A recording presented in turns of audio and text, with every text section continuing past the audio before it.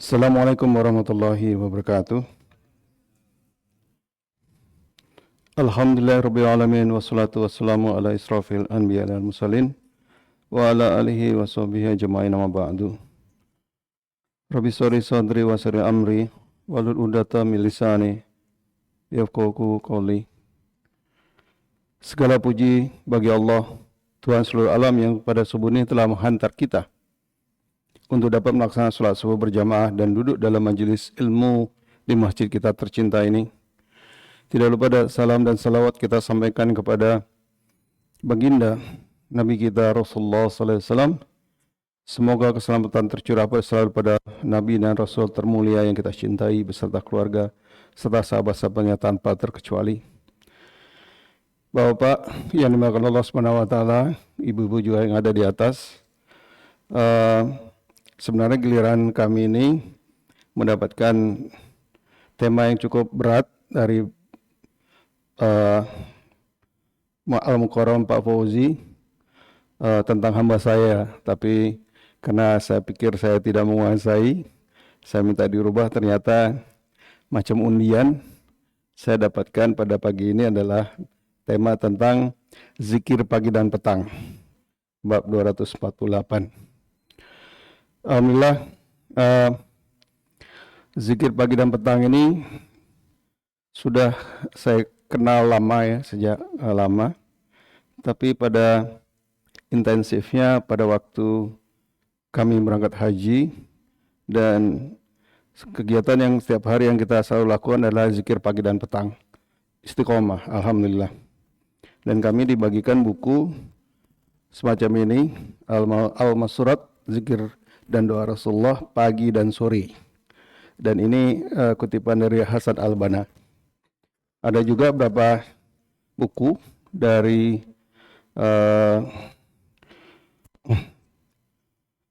Dr. Abu Abdallah Muhammad Said, Zikir Pagi Sore, cukup tebal ya. Dan dibaca biasanya juga cukup intensif kita pagi dan petang. Baik, mari kita simak dalil-dalil dan ayat-ayat dan hadis yang mengenai zikir pagi dan petang. Dan ini adalah saya bacakan di Riyadhus Shalihin bab 248. Bismillahirrahmanirrahim. Allah Subhanahu wa taala berfirman, "Wazkur rabbaka fi nafsika tadarru'an wa khifatan wa dunal jahri minal qawli bil ghuduwi wa as-salati wa la takum minal ghafilin." Yang artinya, dan ingatlah Rabbmu dalam hatimu dengan rendah hati dan rasa takut, dan tidak mengeraskan suara pada waktu pagi dan petang, dan janganlah kamu termasuk orang-orang yang lengah. Quran Surat Al-A'raf 205. Ahli bahasa berkata, al-asal dalam bentuk jamak dari kata ashil, yaitu antara asar dan maghrib. Kemudian pada ayat berikutnya, Allah Subhanahu wa taala berfirman, "Wasabbih bihamdi rabbika qabla tulu'i syamsi wa qabla ghurubiha." Ini adalah surat Taha 130. Dan bertasbihlah dengan memuji Rabbmu sebelum matahari terbit dan sebelum terbenam. Yang dibahas dalam hal ini terus pagi dan petang, sebelum matahari terbit dan sebelum terbenam. Maksudnya sholat subuh dan sholat asar sebagaimana di dalam Sahihain dari Jarir bin Abdullah radhiyallahu anhu, ia berkata, kami pernah duduk dekat Rasulullah SAW. Lalu beliau memandang bulan di malam purnama. Setelah itu beliau bersabda, sesungguhnya kalian akan melihat Rabb kalian seperti kalian melihat bulan ini, tidak terhalang oleh apapun untuk melihatnya. Maka dari itu sekiranya kalian mampu untuk tidak melalikan sholat sebelum matahari terbit dan sebelum ia terbenam, maka laksanakanlah. Selanjutnya Jarir membaca ayat ini. Allah SWT berfirman, wasabbih bihamdi rabbika bil asyi wal ibqar. Ini adalah surat Ghafir 55, dan bertasbihlah seraya memuji Rabbmu pada waktu pagi dan petang. Ahli bahasa berkata, al-asyi adalah waktu di antara tergelincirnya dan terbenamnya matahari. Allah SWT menganjurkan kepada para hambanya untuk berzikir padanya di akhir siang dan di awal malam, juga di awal siang dan akhir malam.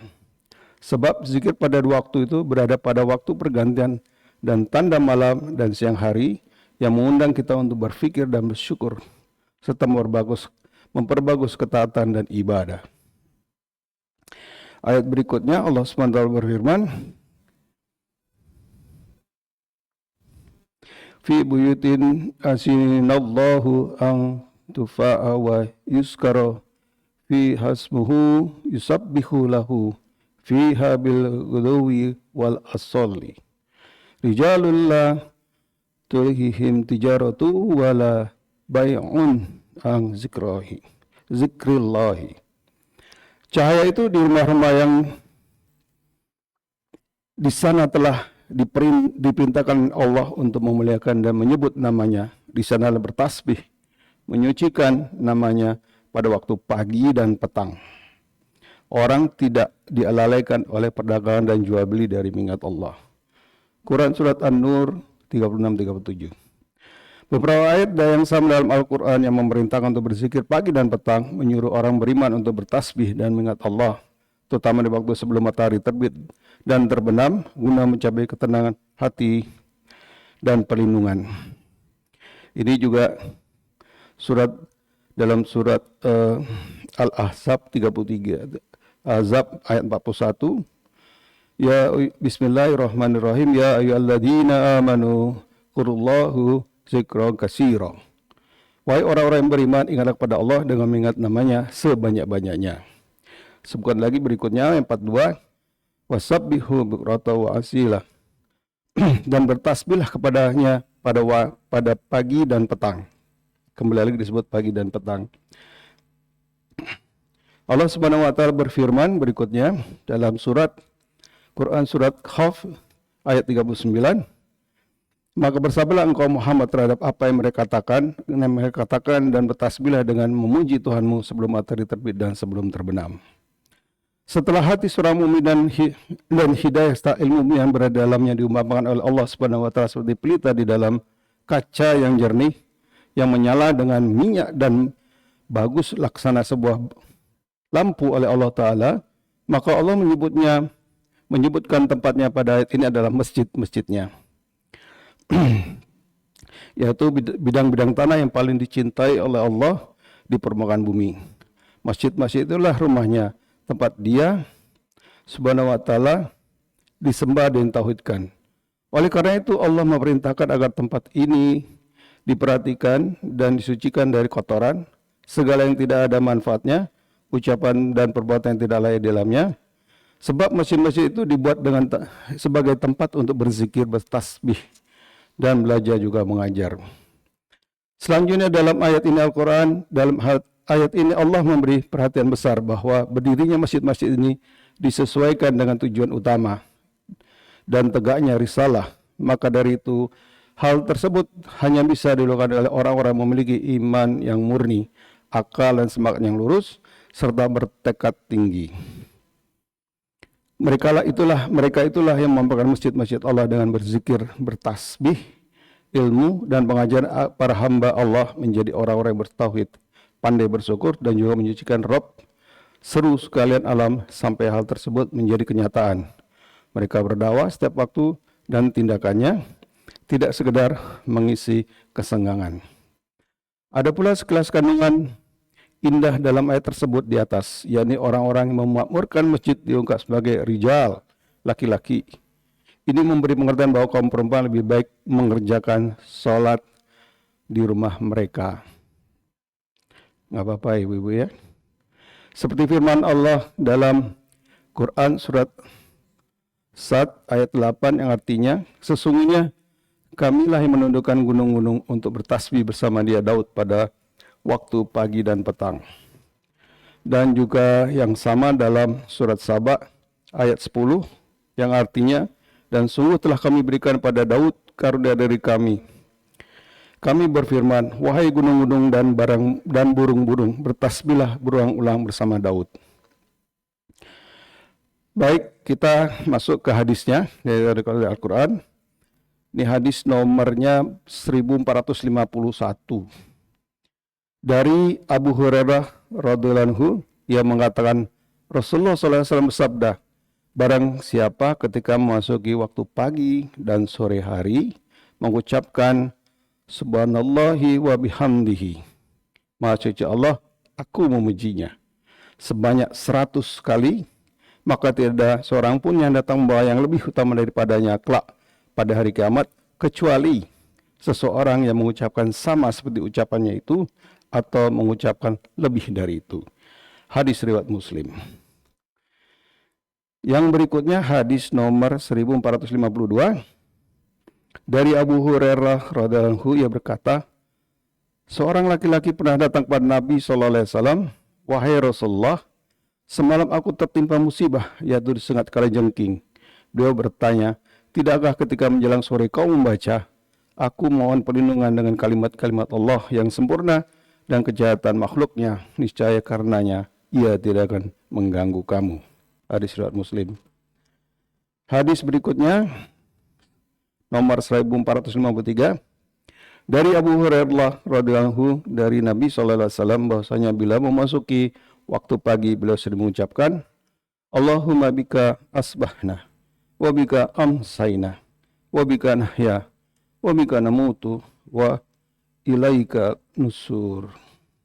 Ya Allah, dengan rahmat dan pertolonganmu kami memasuki waktu pagi, dengan rahmat dan pertolonganmu juga kami memasuki waktu sore, dan dengan rahmat dan kehendakmu kami hidup, dengan rahmat kami hidup, dan dengan rahmat dan kehendakmu lah kami mati. Kepadamu kebangkitan bagi semua makhluk. Apabila menjelang sore, beliau sallallahu alaihi wasallam mengucapkan Allahumma bika amsayna wa bika nahya wa bika namutu wa ilaikan nusyur. Ya Allah, dengan rahmat dan pertolonganmu juga kami masuki waktu sore, dan dengan rahmat dan kehendak-Mu kami hidup, dan dengan rahmat dan kehendak-Mu kami mati. Kepadamu kebangkitan bagi semua makhluk. Hadis riwayat Abu Daud dan At-Tirmizi. Hadis berikutnya 1454 dari Abu Hurairah lalu bahwasanya Abu Bakar As-Siddiq radhiyallahu anhu pernah berkata, wahai Rasulullah, perintahkan saya mengucapkan beberapa kalimat apabila saya masuki waktu pagi dan sore. Beliau bersabda, ucapkan ya Allah, pencipta langit dan bumi, yang mengetahui yang gaib dan nyata, Rabb segala sesuatu dan rajanya. Aku bersaksi bahwa tiada ilah selain Engkau. Aku berlindung padamu dari kejahatan diriku, serta dari kejahatan syaitan dan ajakannya berbuat syirik. Beliau pun bersabda, ucapkanlah kalimat itu apabila kau masuki waktu pagi, waktu sore, dan ketika hendak tidur. Hadis riwayat Abu Daud At-Tirmizi.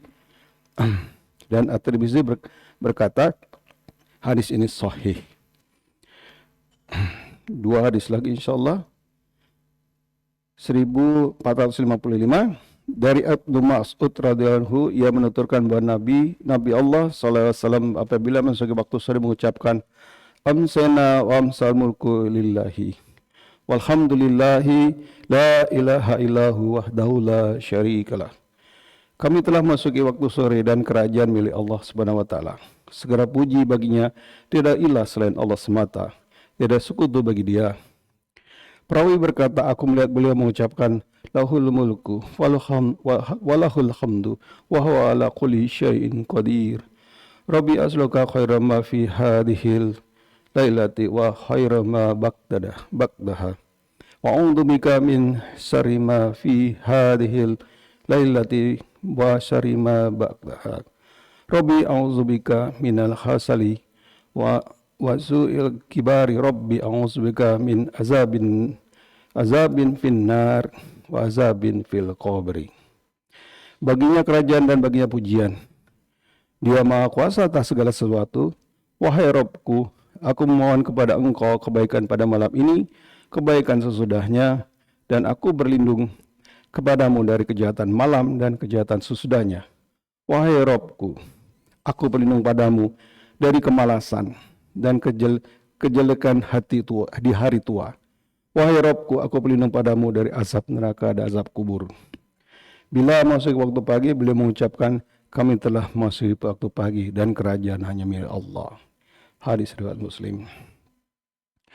Mungkin yang terakhir dari Abdullah bin Khubaib, huruf Kha dibaca dengan dhammah. Menunjukkan Rasulullah SAW pernah bersabda padaku, bacalah kul huwallahu ahad dan al-mu'awwizatain sebanyak 3 kali ketika memasuki waktu sore dan ketika memasuki waktu pagi. Niscaya bacaan itu cukup melindungi kamu dari segala sesuatu. Hadis riwayat Abu Daud dan At-Tirmizi. At-Tirmizi berkata, hadis hasan sahih. Dengan demikian bisa kita simpulkan bahwa keutamaan zikir pagi dan petang diantaranya adalah menggugurkan dosa meski sebanyak buih di lautan, melindungi dari godaan syaitan, menjaga dari musibah yang datang dengan tiba-tiba, keselamatan dunia dan akhirat, dijauhkan dari keburukan di hari tua seperti pikun dan sebagainya, mendapatkan ridha dari Allah Subhanahu wa taala, dan masih banyak hal lain fadilah dari zikir pagi dan petang. Dan ini adalah perisai kekuatan bagi orang-orang yang beriman. Mungkin demikian bacaan hadis kali ini, lebih kurangnya kami mohon maaf. Dan untuk sempurna majelis ini, mari kita bersama-sama menutupnya dengan doa kafaratul majelis. Subhanakallahumma bihamdika asyhadu an la ilaha illa anta wa astaghfiruka wa atubu ilaik. Wabillahi taufiq hidayah. Wassalamualaikum warahmatullahi wabarakatuh.